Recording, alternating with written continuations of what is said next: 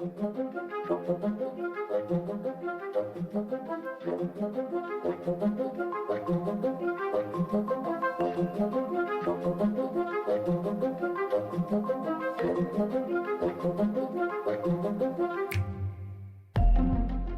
subject of today's episode is an ongoing love affair between Paul and Karla. Paul's insatiable appetite for sex and domination of young girls, his almost all-consuming lust for Karla's little sister Tammy, and the tragedy that it will incur. Karla's not just complacency, but encouragement of Paul's actions, the manipulation and assault of a friend, their first straight-up murder, and the absolute shit show of a cover-up, plus more just horrible police work. All on episode 2 of Paul Bernardo and Karla Homolka.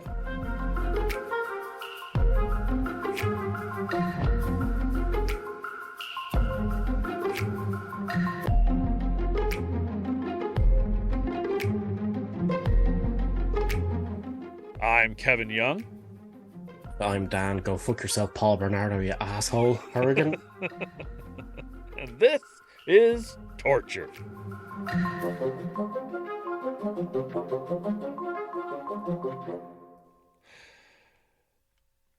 Yeah, pretty much. Go fuck yourself in a McDonald's, you douche. God damn it. I never thought I'd dislike somebody quite as much. Like, old Dimple Dick Bob was a bit of an asshole. Yeah, he was. He's a serious piece of work too. Stuff like that, and I goddamn didn't like Bob. My God. I don't know, maybe part of it as well is the smug look on Paul Bernardo's face in every single photo you see of him. Yes. He just looks like, Before you even know who he is, you see his picture and you go, I don't like that guy. Yeah. I told you coming into it. It's like, you are not going to like this man. He looks like a preppy douche. He's a preppy douche. You're not wrong. Oh, fuck. Well, I hope everybody, quote-unquote, enjoyed the first episode. We're back the next week, and we'll be back next week for the third one. But let's just jump right back into it. Now, when we last left the lovely couple, Paul had just gone down to talk to the police. He was interviewed by detectives Irwin and Monroe. Now, Paul was only about 3 years the junior to Irwin and about a year younger than Monroe. He was understandably nervous, but still charming, like, a sociopath is. He told them about his degree from the University of Toronto and how he was getting ready to marry the beautiful woman named Karla, and that he knew he looked like the picture in the papers. He had 3 friends that made fun of him for it. The Smirnis brothers. I don't think it's funny that they make fun of me about something like that, because that's not something funny to make fun of somebody like that. Okay. He said he'd never hurt a woman. And that Are drugs bad, Kevin? Are drugs bad? Are drugs bad? Drug bad. Yeah, buddy. That's what you should have been doing for the whole time. I'm not that guy, buddy. I don't think it's funny, buddy. Yeah. We've constantly apologized for Bryan Adams, buddy. He said that he would never hurt a woman, and he definitely wouldn't rape one. He wouldn't need to. He's like, I don't rape women, buddy, because I don't need to. He gets women all the time. He said. He's engaged to this one chick, and he's got chicks on the side. He doesn't need to rape women. They asked him if he would give them a blood sample so they could officially eliminate him as a suspect, and he obliged. He wasn't angry. Fair play to him. Yeah. He's like, yeah, sure, go ahead, take my blood. And so the thing, he gave them a blood sample, a hair sample, and a saliva sample. And the weird thing about him is that he has a condition that the DNA in his saliva and the DNA in his blood, or no, the DNA in his saliva and the DNA in his semen don't match up. What? How? So, what? Never heard of that shit. Yeah. So, it takes a long time to get any results back for him. And, I mean, we'll see what happens. He wasn't angry about it. He said he didn't hate women. He wasn't secretive. He seemed far more credible than Alex Smyrnus, who gave them all the information about him anyway. Well, his wife did. It just didn't seem possible that such a well-educated, well-adjusted, congenial young man like this could be responsible for such horrible crimes. So, 45 minutes later, Paul walked back out, no charges filed. So you could talk to him longer than 45 minutes. You could talk to him longer than 45 minutes. Yeah, it's just that he's such a suave motherfucker. Obviously, yeah. Maybe that's all they could handle of Paul Bernardo was 45 minutes. Like, get the fuck out. No more. Because he never shut the fuck up. Yeah. Now, by this time, Paul was not making it a secret that he had taken intentions with Karla's sister, Tammy. At night, he would sneak around to the back of their house to watch her undress. He would watch her in her bathing suit at the pool. Just kind of one of those, like, creepy stares that you see, like, some guys give women at the gym or, like, in the mall or something. They're just, like, staring. It's just like, dude, put them back in your head. And he would have her sit on his lap and bounce around like a 7-year-old. But it's like, come, dude. And the fact that he flat out told Karla that he wanted to fuck her little sister. I mean, he came flat out and said, I want to fuck Tammy. I mean, yeah, the guy has serious fucking issues, and I don't understand what the deal is with Karla. Kind of being okay with that shit. Well, I mean, she was in love, I guess. So Karla knew that Paul was seeing other women. Well, Karla knew that Paul was raping other women. It's just, I guess, is different. And she was okay with that. She yeah, you go rape all the women you want. That's fine. But if she let him have his way with her sister, she needed to be there so she could control the situation. You know, it was like, well, he's raping all these women, doing whatever he wants, whenever he wants, which I guess I'm okay with. But if I let him, rape Tammy, and I'm there, then I'm a part of it, and it's not him doing his own thing. It's me with him. So, and she can control whatever's happening. So she really got into this whole thing with him and Tammy, to just to be closer to Paul, and she would break the blinds in Tammy's room to make it easier for Paul to look in. Him and Karla started having sex on Tammy's waterbed during the day when she was gone at school. Here's a gross one for you. He used Tammy's dildos on Karla while she pretended to be Tammy.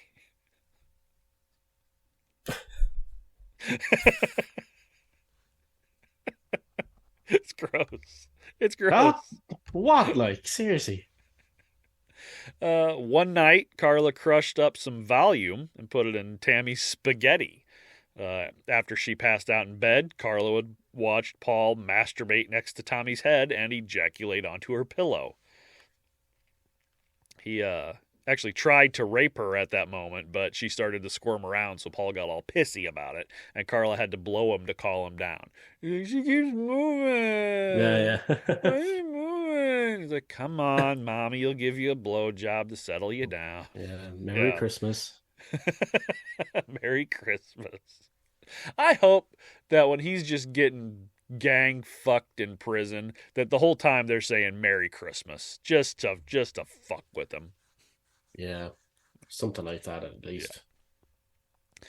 Now, one day, Paul took Tammy on a run across the border with him for a cigarette run, and they didn't come back for hours. And this really drove Karla crazy because she didn't know what was going on. She didn't know if they were having sex. She didn't know what they were doing. She wasn't there to control the situation. And it never came out publicly if the two actually had sex while they were gone. But Karla decided that she needed to get this sister rape thing out of the way. I almost called her Parla, which I guess is a good couple name for him. Parla. Cole. So assholes. Just like couple names. yeah, yeah. So Tammy and her friend Norma, they started noticing some white flakes on the drinks that Paul and Karla would buy for them. They played it off as a joke first, but Tammy began to become more and more concerned when it kept happening. And this turned out to be more of the volume. But volume didn't really seem to work all that well. She'd be passed out for a little bit, and then she'd start to wake up. So Karla finally decided to go big or go home. She was in charge of the drug registry at her work and had been doing a lot of reading up on the compendium of pharmaceuticals and specialities she used for a reference at her job, and had come across a drug known as Halcion, a sleeping pill. Now that, on top of an inhalant anesthetic called Halothane, which they used to put animals out for surgery, and Tammy was sure to be out long enough for Paul to do what he needed to do. So Karla was in charge of administering the Halothane to the animals, so she knew what she needed and how much to use. At least, she thought so. She's like, well, the horse takes this much, therefore little Tammy is going to need exactly that much. Putting, Carry the one. Putting somebody out, knocking them out with medication or anesthesia or anything like that is a very scientific and mathematically precise procedure. You can't just, exactly, like, oh, well, I give this much to a cat, so I just, like, triple it, and it's, then we'll be fine. Yeah. There's a ton of things you have to take to. That's why when you go into, the hospital for surgery, they're like, have you eaten? Have you drank anything? How much do you weigh? They get all this information because they need to know that. Yes, fat. yes, fat. You can die from the anesthesia. Calculations need to be done. And if we remember from episode 1, Karla isn't good with science or math. Why is she working in a pharmaceutical place? So, after a few missed opportunities for various reasons, Paul and Karla finally got their chance the Sunday before Christmas, 1990. The whole family was celebrating, playing around with Paul's new camcorder and drinking. The camcorder becomes its own character in this story. Even Tammy was allowed to have a few glasses. She's only like 14, 15 at the time, but you're hanging out with the family. It's Christmas time. Yeah, let her have a drink. Whatever. It happens. Old Coors Light.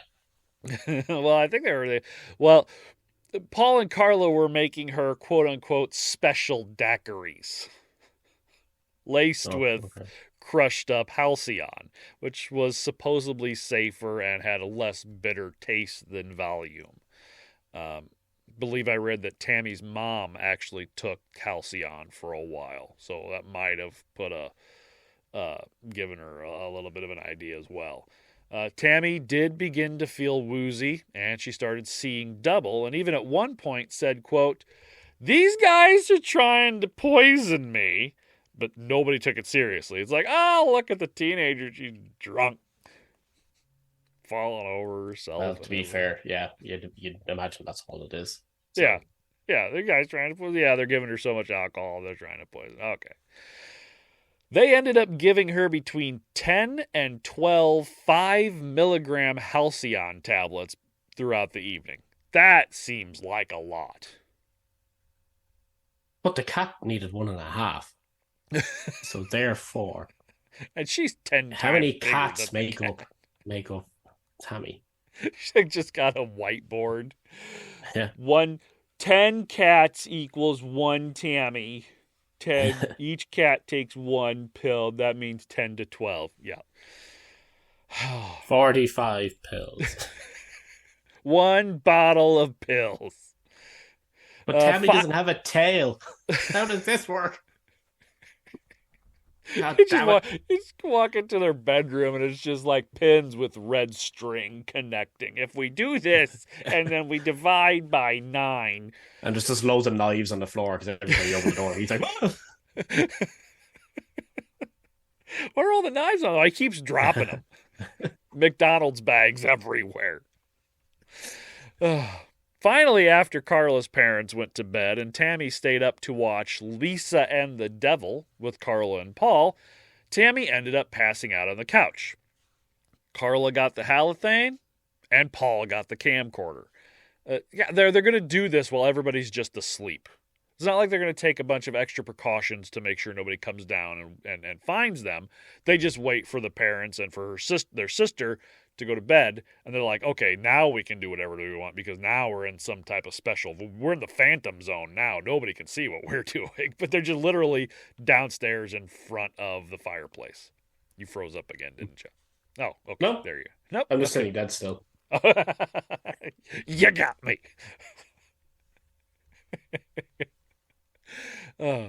So Karla poured the halothane on a cloth and held it over Tammy's nose and mouth. Paul took off her pants while Karla pulled up her shirt. So I talked last time about the canon of trigger warnings that I was shooting to the air. These are like drone strikes of fucking trigger warnings. Just so you know, you're going to feel fucking icky after this. Put it out there.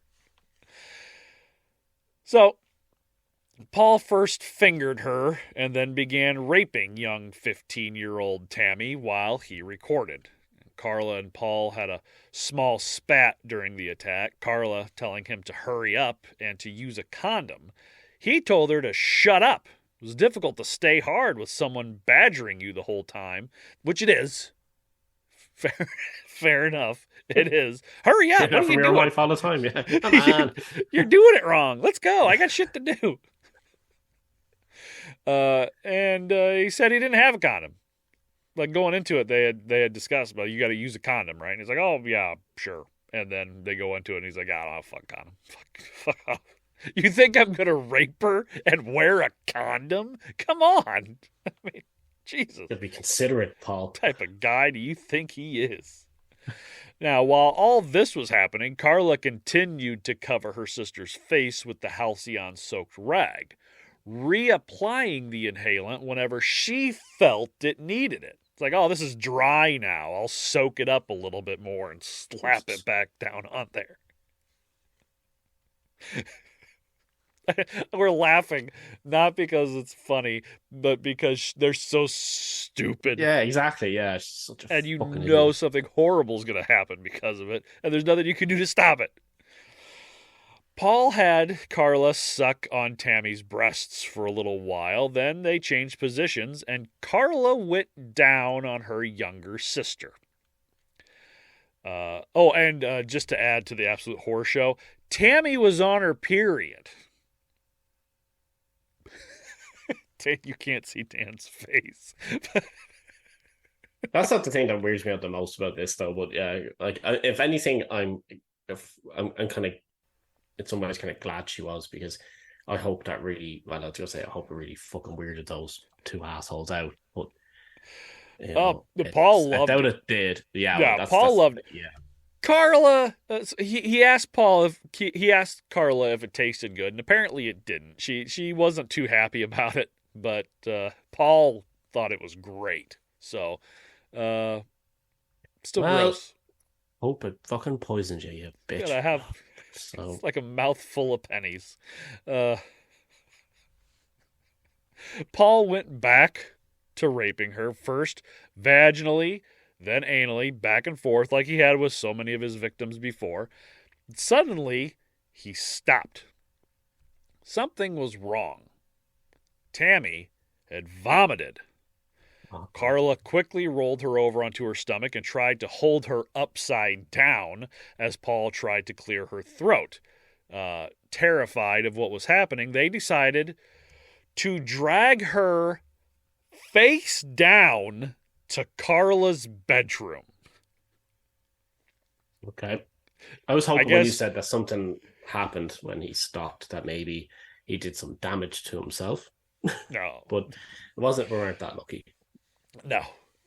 It's not lucky at all. And I'm guessing they dragged her face down because they thought maybe the puke would just kind of roll out of her that way, like she's some type of weird tape dispenser. But no, it doesn't happen. Like gravity. They're hoping gravity would kick in. You see, they dropped her at least once, so insult to injury.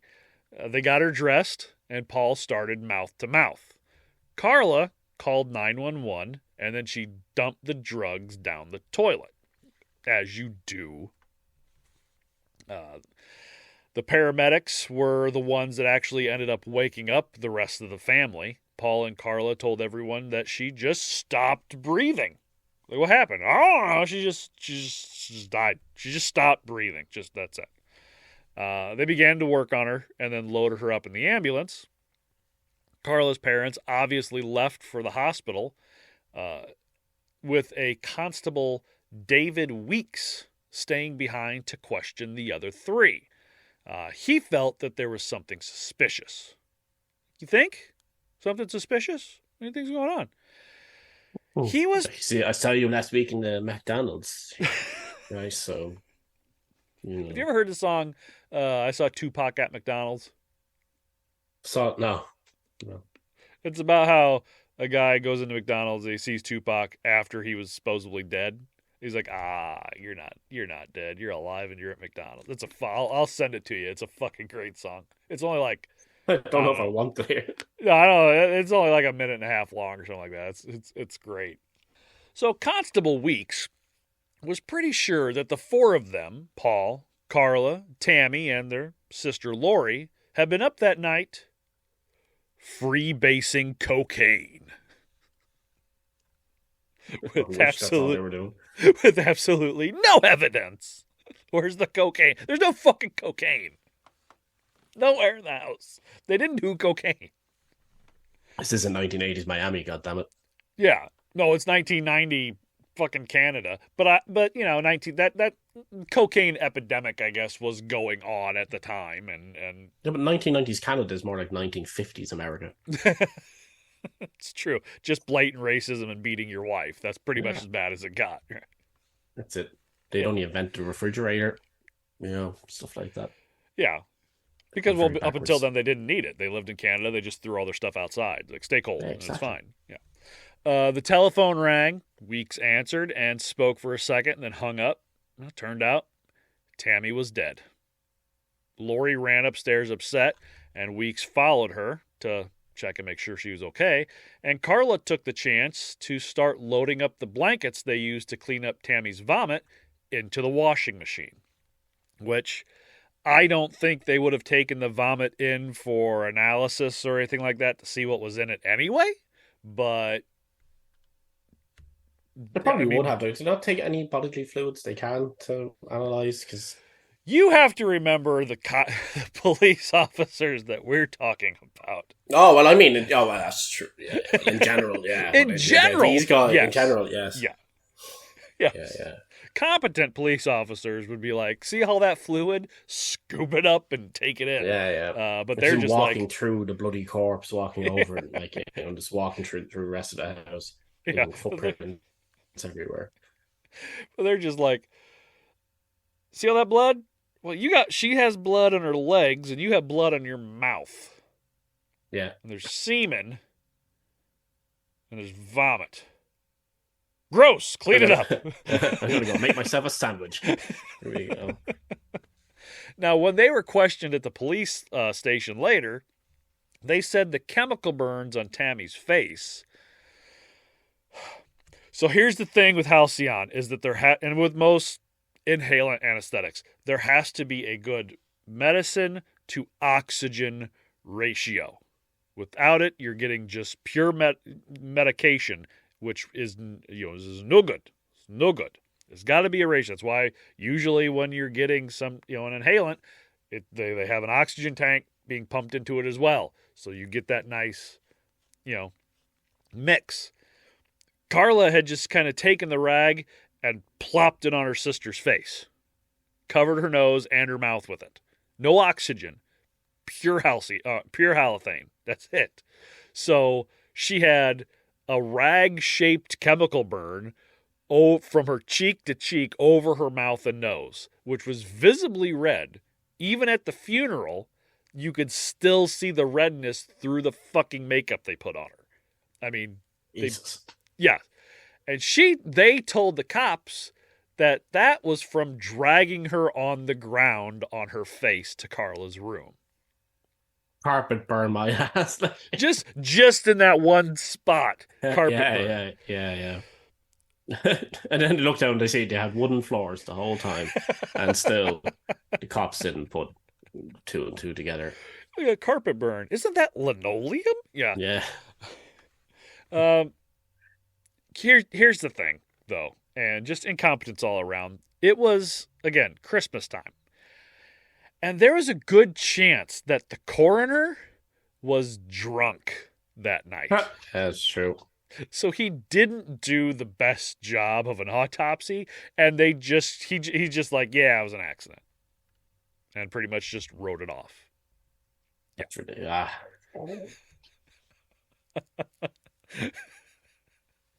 That would surprise me. Well, like this whole thing so far, right? You know, it's kind of like what I'm trying to put into words. It's almost like National Lampoon's Christmas rape. Yeah, like the entire thing. It's like National Lampoon's like murder investigation or something. You know, the next hit movie to come out with Chevy Chase playing the idiot cop. Yeah. You forgot to you got to turn the light switch on if you want the outlet to work. Yeah. Well, a couple weeks later, Carl and Dorothy went to Toronto to a lighting show, which they went to every year, and Lori went to visit her grandparents in Mississauga. So Paul and Karla decided the best thing to do to get over the tragedy of Tammy's death was to go get another girl to rape. Really? Yeah. So Paul went out and found a girl, brought her back to the house. Karla watched as he had sex with the girl on the floor of her bedroom. But unlike the others, she didn't scream or fight. She just was kind of like, okay, whatever, and they said they had no idea who she was, so they just end up calling her the January girl. Poor girl. Which for Paul is really weird because he loved to know their names. He loved to know who they were. But when it came out, he's like, oh, that's the January girl. We have no idea who she fucking was. Just this anomaly that came into our lives. We did what we wanted and then sent her on her way. They ended up dropping her off on a deserted road by Lake Gibson, which the Lake Gibson will come into play later. This one wasn't as much fun as they hoped it would be. Paul missed Tammy. That's all he cared about was he wanted Tammy back. He's a big fucking whiner about missing Tammy so much. So Karla Why'd you kill her, Paul? Why'd you kill her, Paul? Why, Paul? Karla did what she could to make him feel better, telling him how much fun she had had playing with Tammy, going down on her, watching him with her, all while she was playing with his asshole. I might have forgotten to mention that by this point, Paul had decided he not only wanted blowjobs, but rim jobs as well. Yeah. So there's a theory that Paul was secretly gay. Some of the shit that him and the Smirnoff brothers used to do, all the ass grabbing and the whatever young men do with one another when they're alone and fucking horny. But there's a theory that he loved the domination and he loved like the anal sex and having his asshole played with because he was actually gay and he had these repressed feelings and that's one of the reasons that he took it out on women. I don't know if there's any validity to that. Maybe there is a story. I don't really have it in here, but there's a story, kind of third episode, where he does pick up a guy off the side of the road to give him a ride, and he takes him further than the guy wants to, and the guy's like, you stop the fucking car, I want out. And Paul does. He's not going to fight a man. He's too big of a pansy for that. But there is an idea that he was going to try to take the man to try to have sex with him instead. So take that for what you will. I don't know if it's true or not, but that he was. Could just be an asshole. Yeah. Maybe he just likes his asshole played with. There's nothing like, if you're a guy, you like your asshole played with, you like your asshole played with. There's nothing wrong with it. I know it's not time for a word of wisdom thing yet, but I have a little word of wisdom for Paul. Right? Okay. Which is, this is in relation to the whole missing Tammy thing. Sure. Is so say if you have a nice sandwich, make yourself a really nice sandwich, and you're like, hey, I really like this sandwich, right? The last thing you should do is A, stick your dick in it, right? And then B, throw the sandwich in the trash. And then complain about your sandwich now being gone and or tainted. So if you want the sandwich, don't fuck the sandwich and throw it away. What's wrong with Where's your sandwich? In the trash. What happened? Why? Fucked it. Yeah, I put my dick in my sandwich, man. I miss my sandwich. Man, I got mustard in my scrotum and everything now. It's like, yeah. Were you freebasing cocaine at the time? Karla comes up from behind him and giving him a rim job. No, I wasn't. He's fucking a double quarter pounder from McDonald's, and she's back there with a French fry in his asshole, just tickling it. Human centipeding him. Oh, fuck. Anyway, moving on. She told him, quote, well, we like little girls. We like to fuck them. If you're going to fuck them, then I'm going to lick them. Paul asked Karla how old should they be, and Karla said 13. They should be virgins so he could, quote, and this one might, I don't remember unzip the ribs, how like spine chilling that was to hear. Mm-hmm. Karla said that he should break their hymens with snuffles. Just it's disgusting, but it's also such a ridiculous sentence because of snuffles. If I had any other nickname, you can't take that seriously. I just said snuffles going to get you. It's like Winnie the Pooh, blood and honey. Now he's out to kill. So Dorothy and Karla, Dorothy went to Karla and told her that they needed to kick Paul out of the house. Paul was staying there quite a bit now. He's like, Paul needs to go. This needs to be family time. We need to be alone with our grief. Karla obviously found him fucking a loaf of bread the other day. Can't be having that. I'm not sure if that jar is mayonnaise anymore or what. Says mustard. Looks like mayonnaise. Ain't having none of that shit.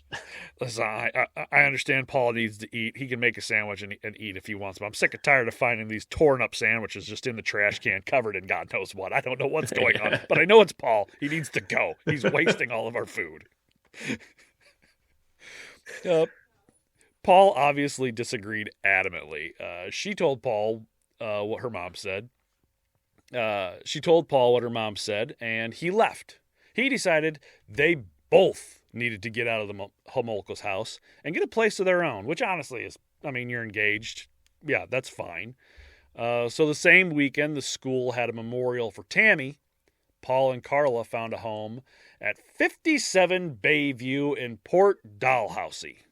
Whether it's actually pronounced Dalhousie or not, I don't know, but it's how it's spelled, so that's what we're going with. It's a small harbor town built around the natural harbor where 12 Mile Creek empties into Lake Ontario. Leicestershire. I don't know how to say this, but Worcestershire. Yeah. It was around this time that Paul had seriously contemplated a career as a rapper.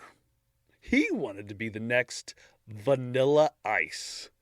He spelled raper incorrectly on his resume. See, that's what that was. And he got pulled up on it in a job interview. Now he's like, shit, now I gotta act. Yeah. Now I gotta act like it. Fuck, you gotta make it up off the top of your head. Which, honestly, most of these raps feel like they were made up off the top of his head. Don't worry. He started writing rap songs in this little blue book. So, Dan, I'm gonna have you attempt. I can't help but read it in Christopher Walken's voice. Do you ever hear him? Christopher Walken's voice.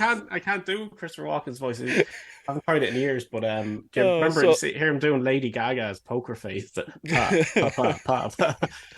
the lyrics look like that. That's exactly what made me think of it.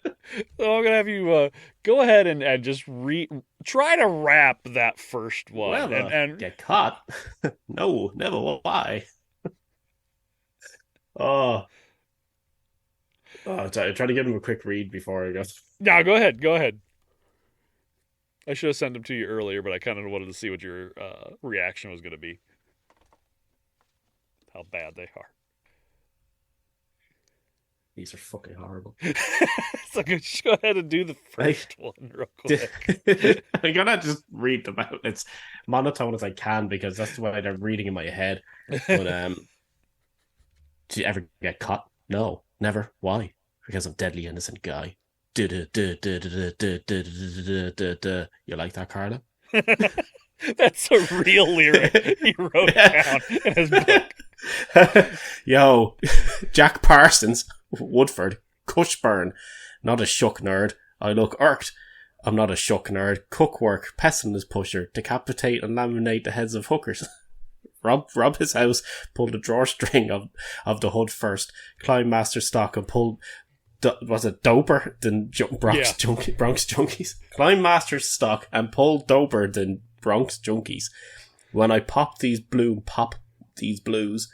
need to be medicated my head like a romper room. I've been writing rap since Rocky 2. It was probably released the day before he wrote this. It's so fucking bad. So that was from a song. That was from a rap he called Jack Parsons. And then this last one. So what Dan is about to read is verbatim. He is not ad-libbing any of this. You're going to think, oh, he's just making it up as he goes along. No, these are the lyrics. Go ahead, Dan. I'm actually going to say all these words in this order. In that order. That's that. You got to do it the way he wrote it. Man, you think I'm innocent, but behind this, I'm packing a lot of deadliness. So come at me, man. Take your best shot. See what happens to you, pal. You're out of here, man. You come at me with your beer, your beer pot belly. You think you're really tough, man. What the fuck? You think you're really tough and tough. Sorry. I come back with my B-boy hat, looking like I'm 13 years old, and I'll kick your ass and fucking blow your fucking head off. I'll kill your fucking parents. I'll come after, fucking shoot your girlfriend and fucking your sister, man. I'll fuck your sister. I'll fuck your girlfriend. I'll shoot the rest of you. That sounds like mindless rap. rambles. That's just mindless rambles right there is all that is. That is some of the worst. We should have sent it to Phil and had him record himself trying to read it with a Canadian accent. And I'll happily send it to him now and ask him, hey, can you just record an audio file of you saying this in the next couple of minutes? And yeah, go ahead. Go ahead. Oh fuck! It's just so fucking bad. I couldn't read it with a straight face the whole time. No, it's horrible. It's horrible. I was trying to do the punctuation in places where it actually had it, because he has full stops and commas and everything all over the fucking place, where it's like, so come at me, man. Take your best shot. Take your best set. See what happens to you, pal. You're out of here, man. It's just that the punctuation is fucking fucking horrible. This is why, I mean, pal and man you have in your fucking rap lyrics. It's packing a lot of deadliness. Oh, fuck. He's reading my message now, so I'm just saying, hey, if I send you some crazy, stupid thing, can you record you saying it back? Send it on to me. Just send it. Say I'm sorry in advance. He's from Canada, and this is a pretty famous story in Canada, so he might already know what it is. Kevin wrote this. Honest opinion? Question mark.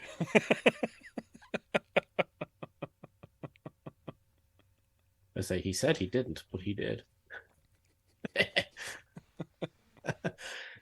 Okay, so in case Dan didn't do service, at least you don't think he did a service to Paul Bernardo, go ahead and listen to this real quick and tell me how much better Dan actually did than Paul himself. Go ahead, press play. Did you ever get caught? No, never. Why? They say.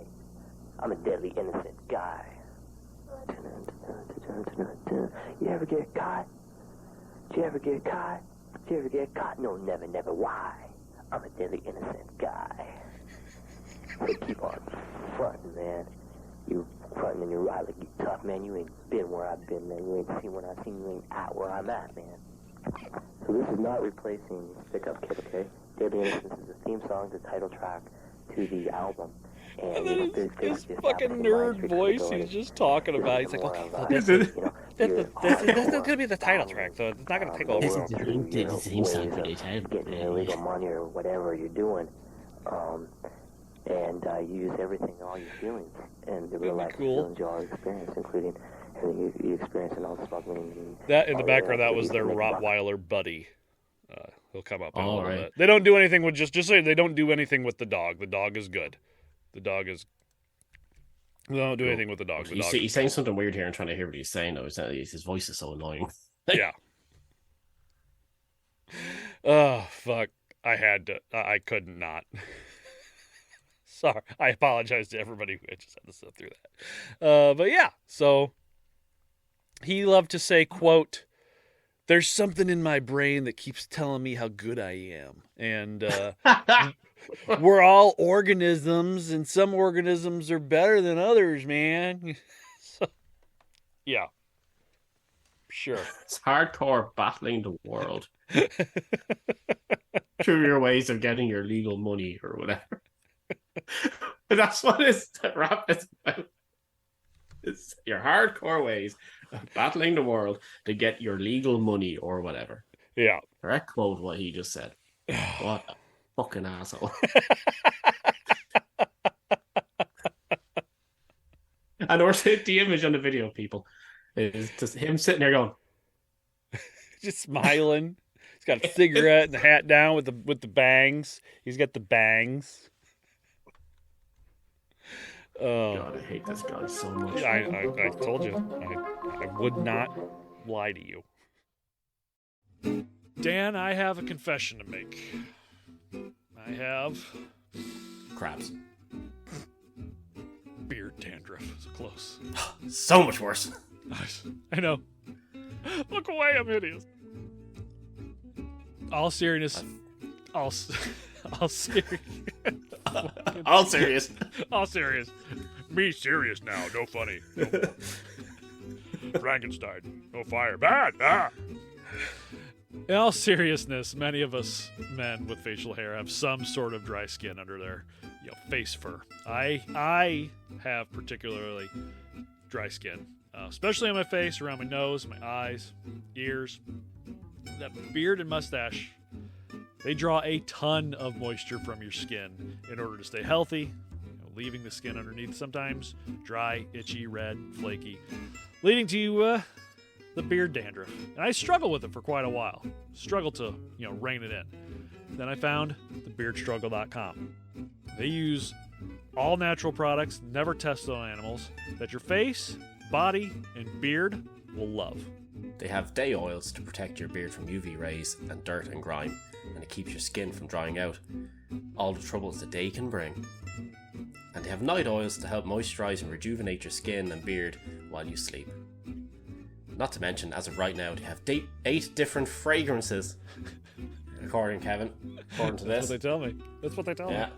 Do you want to know what they are? I do. I want you to. Ready? I want you to pronounce them perfectly. Okay. Here we go. Ready? Okay. Yeah. From Alfheim's Forest, which has a scent of woodsy, leather and spices, to Hjonir's Home, Close with enough. scents of greenery, amber and musk, to Valhalla's Gates, with essences of citrus, amber, sandalwood and vanilla. And right now I'm using the Aesir's Triumph, which I'm probably pronouncing that wrong, which has the scent of sweet incense, tobacco, whiskey, and cinnamon. And my wife absolutely loves it. Of course, I haven't gotten one from them that she hasn't loved. So, and if you can't choose, just get the sample pack, which comes with 6 of their mainstay scents and 5 milliliter bottles of nighttime elixir, so you can decide what is best for you. But they have so much more than just oils: balms, wax, shampoo, conditioner, butters, cologne, natural deodorant, skincare products, heated beard straighteners, combs, brushes, shaving kits, growth kits, merch. List goes on and on and on. No matter what kind, length, or style of facial hair you have, the Beard Struggle has the products you need. You get a free gift for purchases over $50, and you get another free gift for purchases over $100, and all orders over $65 get free shipping. You have a 90-day money-back guarantee, so you really have nothing to lose. And be sure to use our exclusive coupon code TORTURE19 at checkout to get 19% off your entire order. That's TORTURE 19 at checkout for 19% off your entire order. Torture 19 at checkout, or click on the link in the show notes. TheBeardStruggle.com. Do what's right for your beard. Do what's right for your face.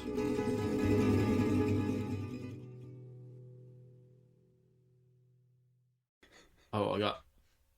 Do I just read it or sign it? What does he mean, read it or sign it? Phil messaged me saying, do I read So it or sign it? Oh, rap sing it! You wrap it. Hold on. He meant to say sing it. He says the only reason he's doing this because he loves me. Oh, thanks. Be like, Karla said the same thing. I guess I don't... I can tell him to say Merry Christmas at the end. God damn it. Is there a McDonald's around here? So enough of the funny. Paul would go attack and rape Karina Jenkins on a Sunday morning in April of '91 in the woods on Henley Island. She, like many before her, got a good look at her attacker. Now, when Paul got home after this, he told Karla what he had just done, excited like a kid at Christmas. It was the first rape since the January girl, but this one put up a fight and cried. Karla was happy for him. Oh, good for you, Skipper. Good for you, buddy. Draw a picture, we'll put it on the fridge. So happy for you. But she was worried.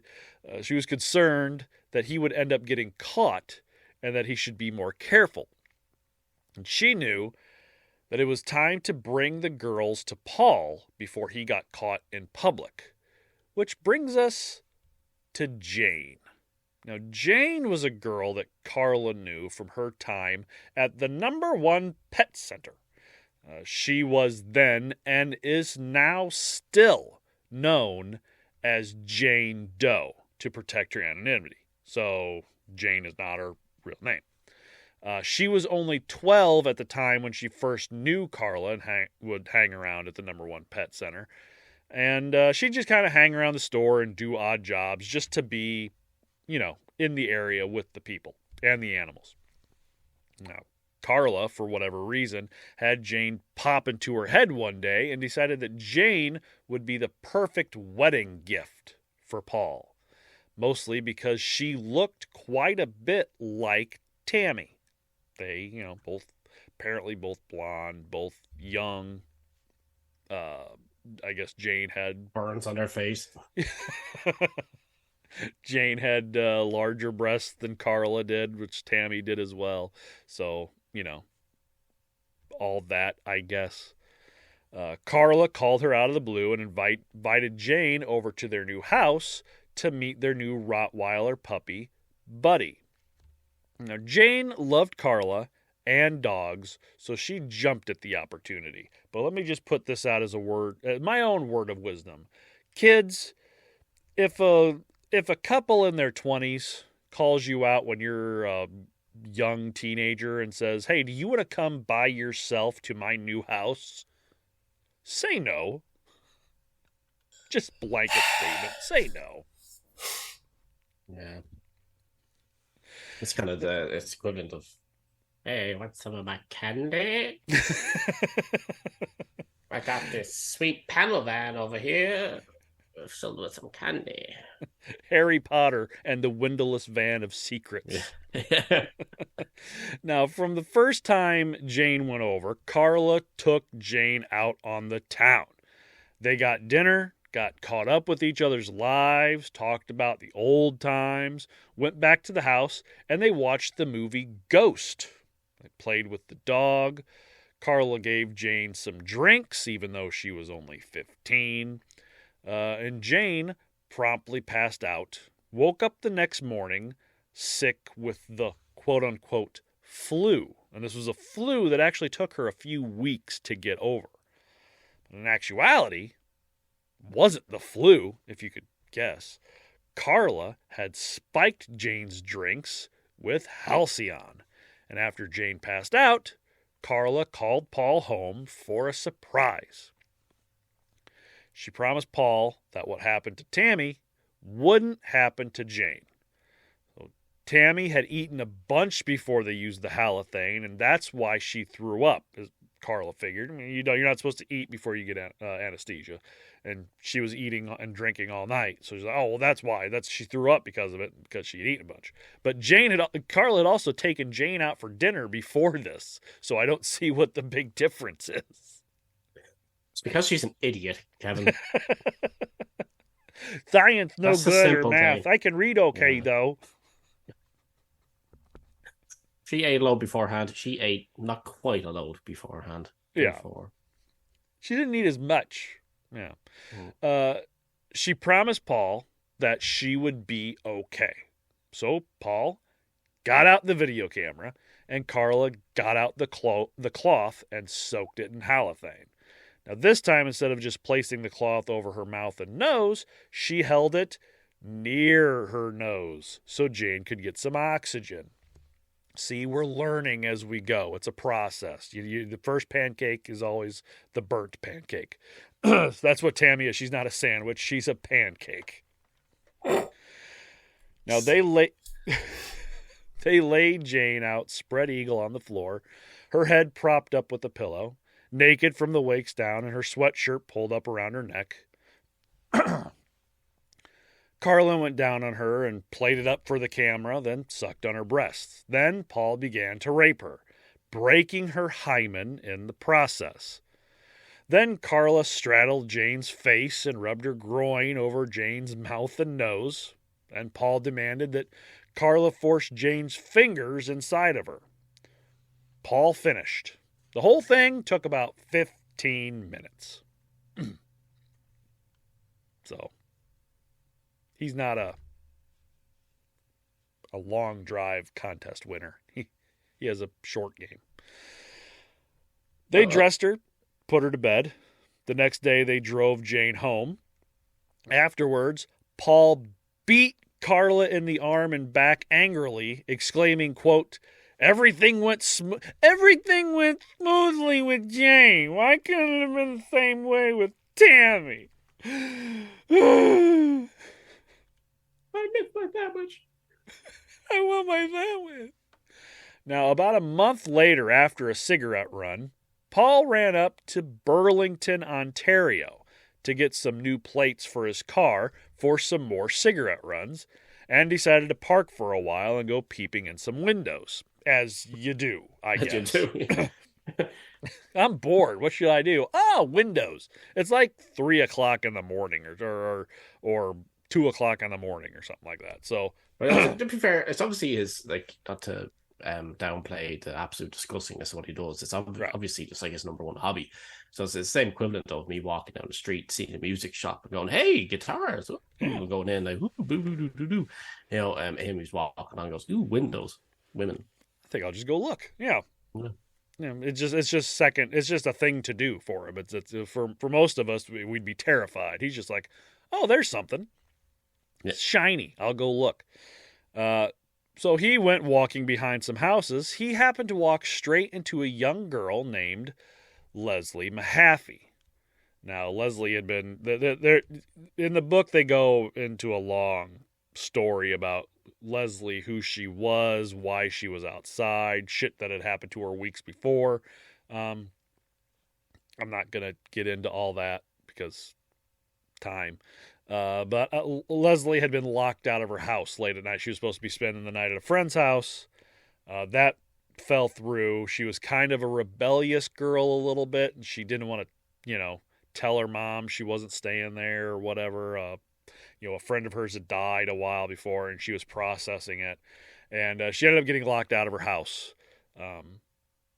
Her and Paul talked for a few minutes. He's like, why don't you go knock on the door or on a window really hard? She's like, I don't want to wake up my mom. But you're locked out. Yeah, but I want to figure out a way to get in without waking up my mom. Well, why don't you just go bang on the door? Because I don't want to wake up my mom, you fucking idiot. But they talked for a little bit. Leslie was not in the least bit scared of the creepy man sneaking through people's yards. And she asked him for a cigarette. Paul took him back to his gold Nissan and decided at that moment that maybe he could bring a present back for Karla. Now, after they got to the car, he pulled out his knife, threw his red turtleneck sweater at her, and told her to put it over her head and then get in the back seat, and they drove off. They get back to Paul and Karla's house around 3 a.m., and Paul went straight to the bedroom, woke Karla up, and told her to stay in bed. He's like, babe, hey, babe, shh, you okay? Wake up, hey, stay here. Yeah. It's pretty much what he did. You wake, stay asleep. Go back to sleep. Why are you awake? I didn't tell you to wake up. He literally, he just comes, he's all happy, he wakes her up, tells her to just stay there, and then he goes downstairs. She's obviously curious as what the fuck's going on. Her soon-to-be husband just woke her up and then told her to go back to sleep. So she went to the stairs to see what it was, and there she saw a girl kneeling in front of the fireplace, a red turtleneck wrapped around her head. He had her remove her blouse, and he turned the camcorder on. Then he asked her her name, which he already knew, by the way. And eventually Karla just said, fuck it, and went back to bed. She's like, I'm going to let him do what he needs to do, and I'm going to go sleep. So, enabling. Love folks. Yeah. So, again, trigger warnings, just so you know. It's not... The whole show is a trigger warning. I shouldn't have to keep giving them. You should just know by now. Paul, hence in the title, to be fair. of the show. Oh, okay. Welcome to the Super Happy Fun Time Podcast, where we talk about sunshine, rainbows, lollipops, and unicorns. This lady's about to get raped horribly. Paul walked Leslie, still with the turtleneck over her head, down to the bathroom, and he recorded her urinating and said, and I quote, okay, I believe it was the last episode I told you that we were going to get to a point which just made your skin crawl when I was talking about it. Or it could have been the beginning of this episode. I don't know. It's already felt like we've been doing this for 3 hours. I apologize. When I typed it out, I knew I was going to have to read it, and the more you're going to feel dirty. You're going to go, and you're going to feel dirty.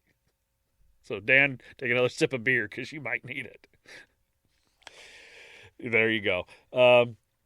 He recorded her urinating and said, I quote, "Oh, good girl, beautiful job, fucking perfect, just perfect, very, very good girl, yeah." I don't like it. What the fuck? I don't. What the hell? I don't like it at all. Sometimes I find a guy to be really hilarious. Like, what the hell is that like?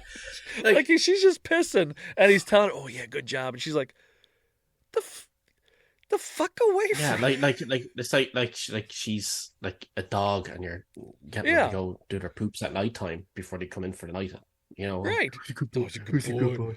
Oh yeah, boy, that's all right. Let's get you a Did you treat. do a big poopy? Did you make a boom boom? Did you make a boom boom? So if that doesn't make your skin crawl, I don't know. You imagine doing that now to your significant other. Like, you imagine now your wife is then going to the toilet and you just came barging in and you just sat in front of her. That's good. Good girl. Great job. That's it. Good work, champ. Keep going. Yeah, that's it. I don't like it. Oh, I'd expect to have half my glasses stuck through my eye. Me as well. My wife would throw something at me. Pick up the plunger and stick it the to top my of the face. cistern. It's just he's such a Good job, weird you guy. too, asshole.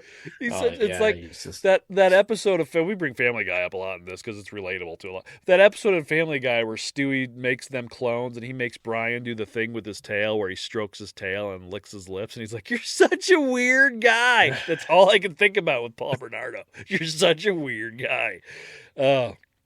Then he took Leslie to their guest room and tied her up. He told her to stop crying, and when she didn't, he punched her in the face, busting her lip. That works. Yeah. Stop crying or I'll give you something to cry about, pretty much. Then he raped her on the floor. He didn't want to use the bed because it was creaky, and he didn't want to wake up Karla, because he's a considerate, deadly innocence guy. Yeah, meanwhile, Karla's lying in bed, and all you can hear is, "Yeah, great job. Oh, wonderful work. Yeah, she's probably sitting there going, "He never tells me I do a great job when I go pee." Because I'm a big whiner. He, like he always had, raped her vaginally, anally, and orally. And he recorded the whole thing. David Bowie's Changes was on the radio. There's something I come to find out with Don't reading. tell me that. Well, there's something with Deadly Innocence for some reason. Not Deadly. It was what's the name of the book that I read? I'd like to know how old Paul, looking at his rap, how he intended to decapitate and then laminate the heads of hookers. How big was his lamination machine that he could get the heads of hookers in there? And why would you want to laminate them in the first place? Like, why would you want the head of a hooker to be sitting in there in between a couple of sheets of plastic? So it's waterproof, and so you can't rip it. No, with dry erase marker over it. Yes, yeah. Invisible Darkness was the name of the book, which is also comes from his rap lyrics. For some reason, Steve Williams. Invisible darkness. Darkness. Light. So he focuses a lot on the music that is playing during these rapes. I'm not going to focus a lot on it. It might come up once or twice, but honestly, I'm not going to go into it. Yeah, don't, because I love changes. And yeah. Well, now you can. Now I don't. So every time changes, who's a good girl? All you're gonna think it was a good girl. Oh fuck! So he gave her drinks of champagne and vodka or whatever else they could find, mixed with sleeping pills, and then he made her play with herself. Now, when she wouldn't say that, quote, he was her favorite guy, he hit her several times in the chest, arms, and side of the head. They eventually both passed out in bed. Now, when Karla finally got up around 8 in the morning, she decided that she could stay in the room until Paul called her down. So she sat and read a book that she had bought back in April. It's a book that had gotten less than great reviews, but she had a good idea that she would enjoy it. A little thing called American Psycho. She's a huge fan. They're both huge fans of American Psycho and a lot of the serial killer movies and books. They're I big. don't know what that says because I think it's pretty damn great film. It's great, but there's a difference between watching or reading American Psycho and be like, that was entertaining, and being like, I could do that. Yeah, it's different. It's like when you're a kid and Space Jam came out and you watched it and you went, I could be a basketball player. That's a different kind of thing. I could stick a cat in an ATM. I could totally do that. Now, eventually, she decided to go down for a shower and noticed that the house was quiet. She walked downstairs and got furious over the fact that Paul had the audacity to use their brand new champagne flutes with this random girl when they haven't even been able to use them for their wedding yet. That's what she got mad at. That's what she was angry about. That he had the audacity to use their new glassware with this random girl. I mean, fuck her, rape her all you want, but do not use the good crystal. Yeah. So she decided to vent her anger while she took the dog for a walk. Now, after Paul and Leslie woke up, he made her shower with the turtleneck still wrapped around her head, mind you. This entire time, the turtleneck's been wrapped around this the entire time, the turtleneck's been wrapped around her fucking But then head. she won't see him wearing his b-boy hat, looking like he's 13 years old. Like, coming at you with his man. Deadly innocence. Yeah. He took her to another room and turned on the radio. He gave her a new turtleneck to wrap around her head. What a guy. And then raped her again, forcing her to blow him until he finished, and then tying her up and leaving her so he could go rest. He's had a big day. What a dickhead. Now, after that, he decided it was time for Karla to get involved. He asked Leslie if she wanted to have sex with 2 people. And she's like, I don't want to have sex with 1 person. Fuck off. What the fuck's wrong with you? I'm sorry. I forgot to ask your opinion on this entire matter. This has been one big misunderstanding. Listen, I know, how things are right now, but my wife really wants to get on this. How do you feel about having it with 2 people? Carly's even like, ask her if she wants it with 2 people. Go on, ask her. No, she doesn't. She would like to go home. But Karla walked up and started kissing her. By this time, the turtleneck had been kind of pushed to the side. He wanted to see the side of her face, so she could see more and do more now. She still had it on her face and on her head, but she had seen both of them by now. So Karla kissed her. They both went down on Paul, even though Paul couldn't really get it up. He then made Leslie lick his asshole. Because he does. Yeah. And then after that, he kissed her. Oh. He went ass to mouth on himself. Nice. They both raped her for a while, and she started to try to convince them to let her go. Said she wouldn't say anything to anyone. Of course, they didn't listen. This went on until after midnight, so it was an all day and night thing. Then they discussed what to do with her, quizzing her on what she knew. Now, there's a discrepancy on what happened next. Lethal Marriage by Nick Prawn makes it sound like Karla was against the whole thing from the beginning and wanted to set Leslie free. But I feel like Nick Prawn is a Karla apologist for some reason. Most of the time through the book, Karla comes off as this victim herself. Yeah, she there's nothing she can do. She has to go along with it, or else Paul will do whatever to her. When in reality, I think that she was almost as, not quite as fucked up as Paul, but pretty fucking close. And she wanted it just as much as he did. Honestly. And you're not going to tell me any other way. Because she does what she does what she wants to do. I don't think Paul's making her do any of this. But in any case, after some discussion, the decision had been made. So Karla gave her some more sleeping pills. Leslie took them. She passed out soon after, and that's when Paul came in with the electrical cord. He wrapped it around her throat and pulled.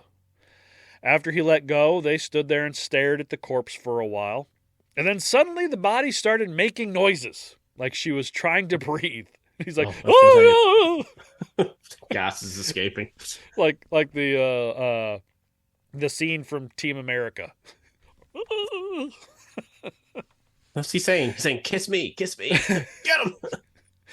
So he rewrapped her throat and put his knee in her back and pulled, and held that for about 7 minutes.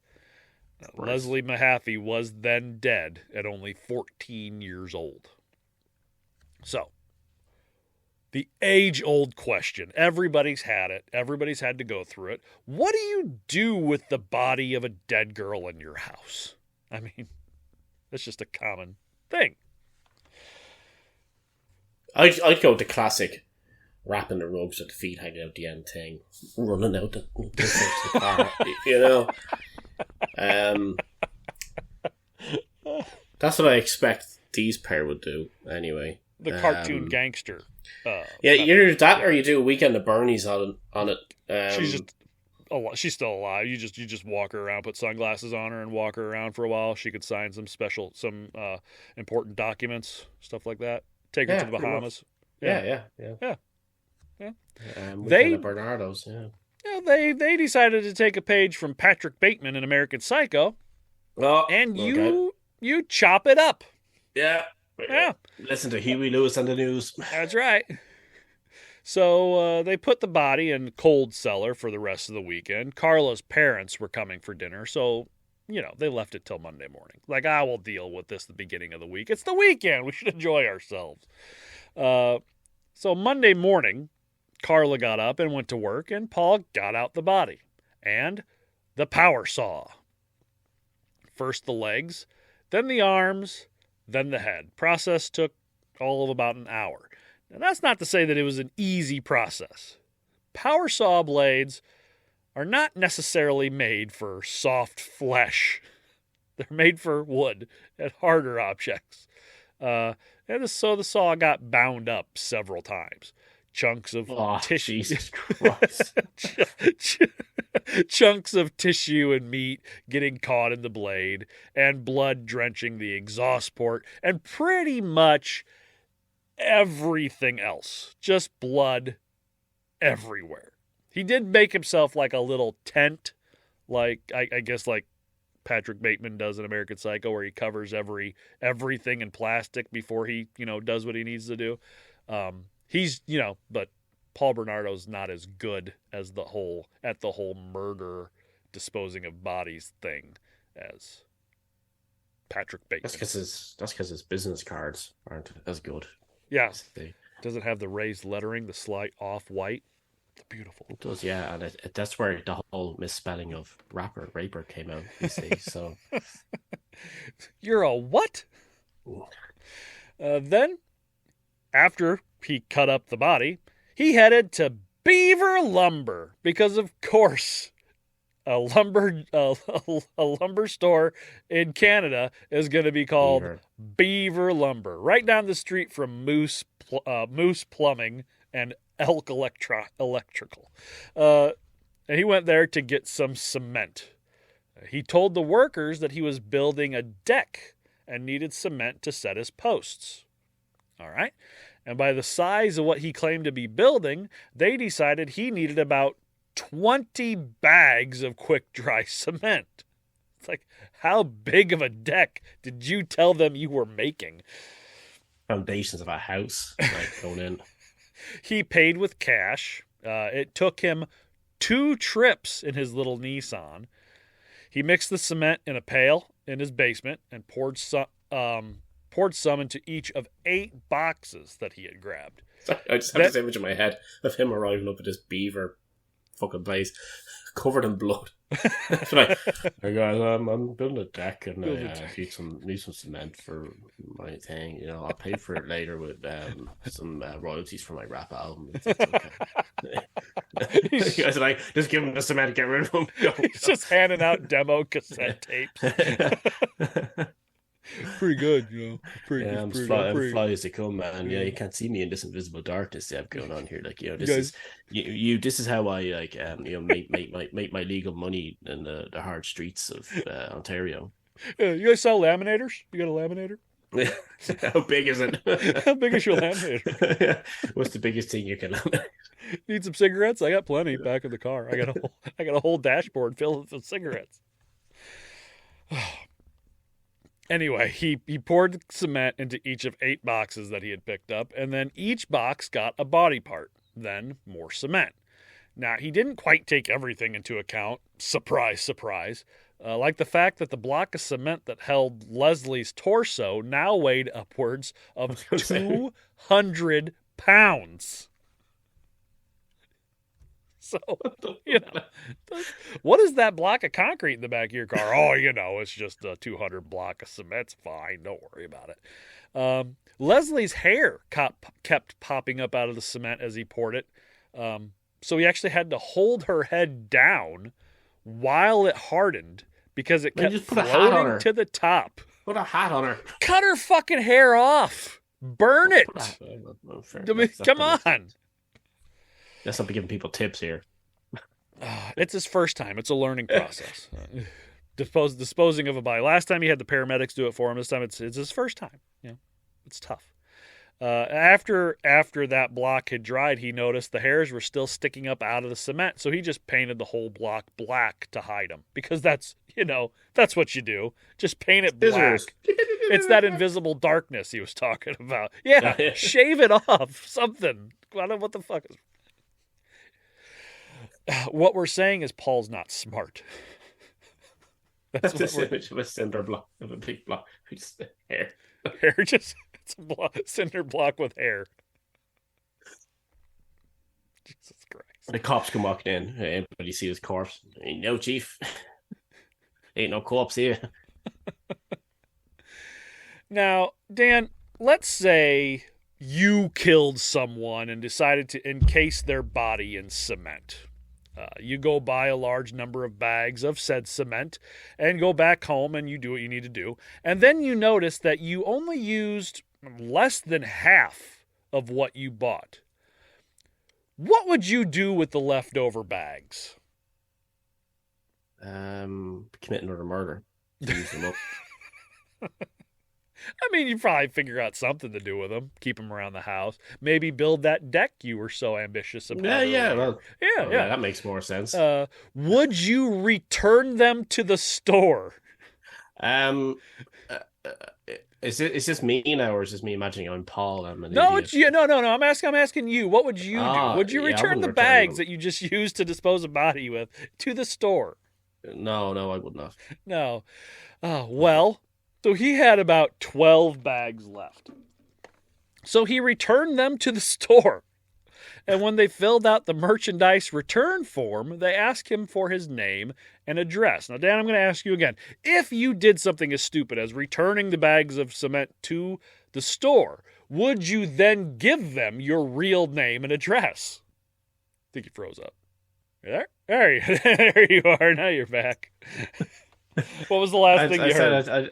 You asked me what I would do if I give my name and address, and I say no. I'd tell them I'm Ned Flanders. And there you go. You don't, and everything would have property and Ned Flanders written on it too. I would not give my own name and address. I would not return them to the shop. Well, Paul did. And when asked for his name and address, he gave it to him. Paul Bernardo, 57. So here's the thing. So he goes off and he gets all this cement bags, puts that along with the body parts into boxes. Yeah. Makes said cement in said box in his garage, whatever. They were in the basement. He did it in the basement. So now he just looks like he's been playing Minecraft in his basement. So he has like a lot of big fuck off blocks in his basement. So what does he do with them? Like, was he turn them into back those 1990s shelves that everybody had with cinder blocks and pieces of wood? Just to hold on to your shit, like, does he make like giant versions of that, or what the hell does he do? Because we're gonna get to it. That's okay. So yeah, because I was thinking to myself, I was like, why the hell doesn't he just bury them out the back and fill it in the rest of the cement? Like, it's just no. He's got 8 blocks of cement in his basement, but no, we're gonna get to what he does with it. So after he gives them his name and his address and all that shit, he runs and picks up Karla from work on his way home, saying that he needed to help her move the 8 boxes of body parts and cement. Now, she was horrified when she saw the laundry room. By the way, he cut her body up in their fucking laundry room without bleeding it out first. Oh, nice. So there's all her delicates hanging on the drying out. Yeah, apparently it was everywhere. They took the blocks out to Lake Gibson and dumped them, including the power saw, into the lake. Here's the thing. When they were trying to load up the torso block, the 200-pound block of cement and body, they dropped it, causing fluid to spill out from the cracks in the cement, weakening the bond in the cement. So they put it in a garbage bag. Then, when they got to the lake, they realized it was too heavy to throw in, so they went to a small bridge that went over the lake where they could just drop it in. But again, these two are idiots, and they dropped it off the railing of the bridge, and the block hits part of the bridge and broke off the top of the block, exposing the torso. Oh my god. I thought you were going to say they threw it off as soon as they went onto it in the shallow end. Like, it was just over the part of land as soon as the bridge starts. It's like, no. Paul, I don't think we threw it off the right part there, Paul. So shut up, Card. Of course you did. Yeah, it's over the bridge. It's over the bridge. Look, it's in its invisible darkness. But because it was dark and the water was murky, they didn't know that the concrete block don't worry, it's dark. Nobody will ever see it. It's like the darkness will eventually change into light, Paul. And people will. They dump it in. I think it broke. It's okay. It's dark out. Yeah. Don't worry. Nobody will see it. So about 2 weeks later, the big day came. Paul Bernardo and Karla Homolka became one, and they were finally married. They honeymooned in Hawaii, and there's a chance that they kidnapped and raped a woman while in Maui. It's not 100% sure, but the description the woman gives of the man and woman that attacked her and raped her on the side of the road do match Paul Bernardo and Karla Homolka.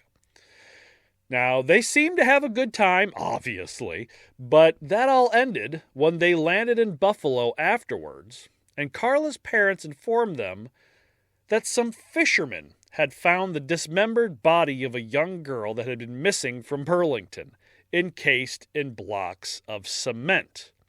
Well, except for the torso, that is. That was found floating in the lake on its own. And that's where we'll pick up for the third and final episode of Paul Bernardo and Karla Homolka.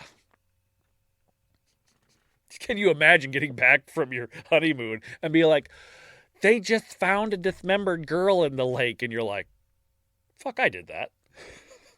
Yeah, that was me. Pull on the shirt. Just the big sweat.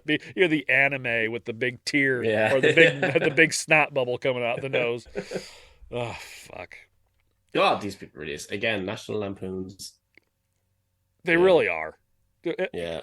Because you got a few couples in history that do this type of thing. Like, you got Fred and Rosemary West, who are just despicable, evil people.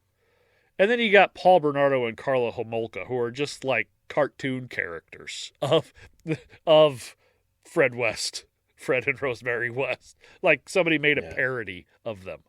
It's almost like if Pinky and the Brain were people, but they were just both Pinky. So it's just two Pinkies kind of.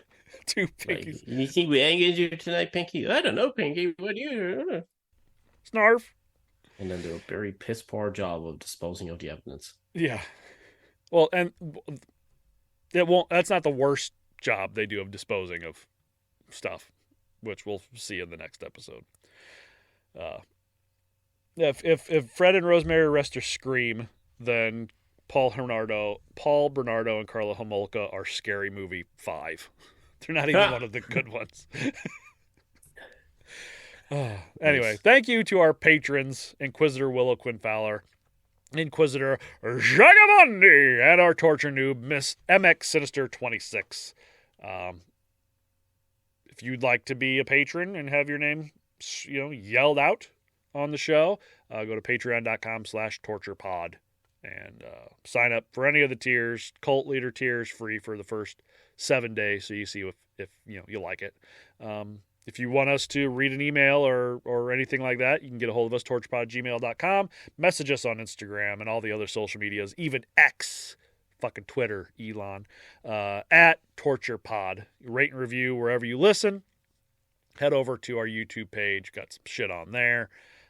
Donate to the show through our link tree. Buy us a coffee, buymeacoffee.com/torturepod. Or, buy our merch at redbubble.com/people/torturepod, which I'm wearing my brand new For Everyone rainbow logo shirt, which I like it. I hope the rainbow pisses a lot of people off here, because a lot of homophobic people where I live. Dan, I know you already gave out one word of wisdom. Would you like to give out another one for the people? For the people.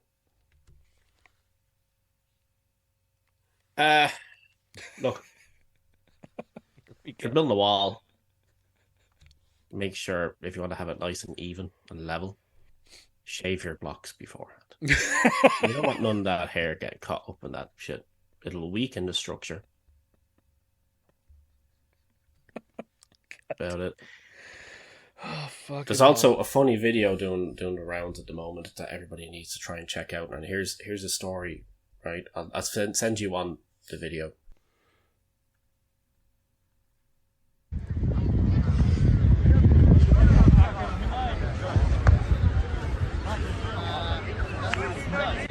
Thanks, Bernard. Now, finally for now, mysterious hole on a beach has caused a stir in North Dublin. A local astronomy enthusiast is hoping the crater in Portmarnock could be the aftermath of a cosmic event. It's a huge, mysterious crater that looks out of this world. But is it? The unusual hole on Portmarnock Beach stopped local astrophysics enthusiast Dave Kennedy in his tracks yesterday, and he's certain the small but heavy rock inside it came from up above. As you can tell by here, there's a scorch mark on this side here, so that would have been at the angle that it came down at. And it is weighty. I'm not sure if it's composition, but we're definitely going to have to find out. The striking hole soon caught the attention of passers-by, many hoping that what they're witnessing is the aftermath of a once-in-a-lifetime cosmic event.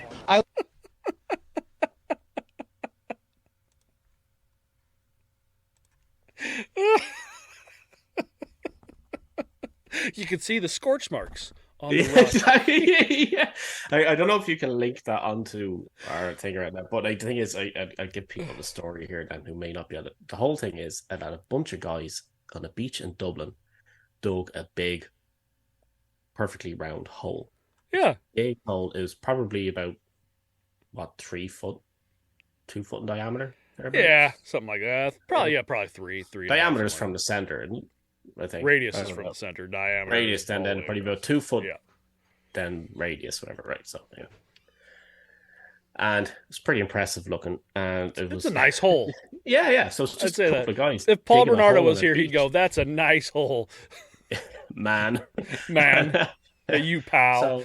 So they dig this hole, and it's very impressive. And someone ended up on the news because some guy who's into astrology saw it and there was a rock in it, and thought it'd come from space, and it was a crater in the beach from a rock, and it got national news coverage. And there are people getting photos taken in front of it, holding said rock. And like, you see how excited that guy is. He's like, oh, you can see where the burn marks are here. So this is the direction it came down in. We don't know what the stone is made from, but we're gonna have to find out. And they're adamant that it's from space. Meanwhile, everybody's like, the rock just turns out to be a hardened piece of whale shit or something. Yeah. The people standing in front of it holding the rock, all like, just, hey, thumbs up, yeah, look what we found. History. And you know that guy's like, after he dug the hole, he's watching TV, like, I did that. That was me.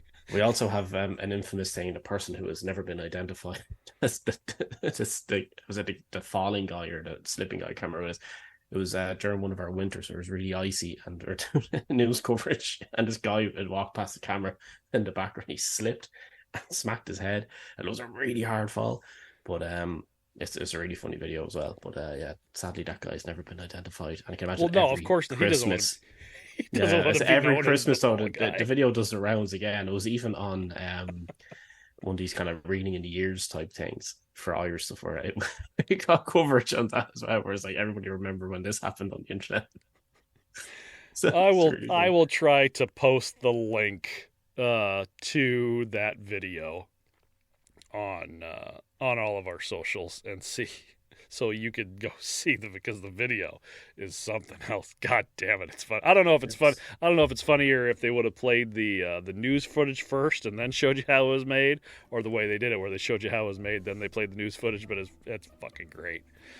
Oh, Jesus Christ! Yeah.